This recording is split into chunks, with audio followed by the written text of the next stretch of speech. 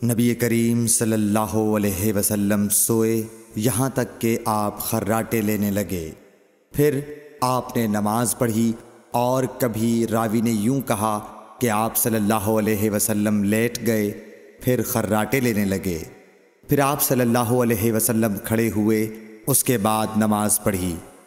پھر سفیان نے ہم سے دوسری مرتبہ، ابن عباس رضی اللہ تعالی عنہ کہتے تھے کہ ایک مرتبہ میں نے اپنی خالہ ام المومنین حضرت میمونہ کے گھر رات گزاری تو میں نے دیکھا کہ رسول اللہ صلی اللہ علیہ وسلم رات کو اٹھے۔ جب تھوڑی رات باقی رہ گئی تو آپ صلی اللہ علیہ وسلم نے اٹھ کر ایک لٹکے ہوئے مشکیزے سے ہلکا سا وضو کیا۔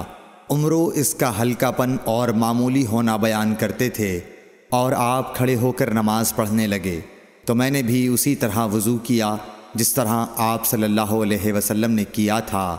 پھر آ کر آپ کے بائیں طرف کھڑا ہو گیا، اور کبھی سفیان نے ان یسارہ کے بجائے ان شمالہ کا لفظ کہا، مطلب دونوں کا ایک ہی ہے۔ پھر آپ صلی اللہ علیہ وسلم نے مجھے پھیر لیا اور اپنی داہنی جانب کر لیا، پھر نماز پڑھی جس قدر اللہ کو منظور تھا۔ پھر آپ لیٹ گئے اور سو گئے حتیٰ کہ خراٹوں کی آواز آنے لگی۔ پھر آپ کی خدمت میں مؤذن حاضر ہوا اور اس نے آپ کو نماز کی اطلاع دی۔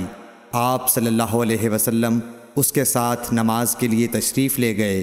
پھر آپ نے نماز پڑھی اور وضو نہیں کیا۔ سفیان کہتے ہیں کہ ہم نے عمرو سے کہا، کچھ لوگ کہتے ہیں کہ رسول اللہ صلی اللہ علیہ وسلم کی آنکھیں سوتی تھیں، دل نہیں سوتا تھا۔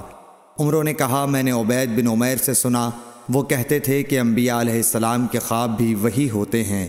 پھر قرآن کی یہ آیت پڑھی، میں خواب میں دیکھتا ہوں کہ میں تجھے ذبح کر رہا ہوں۔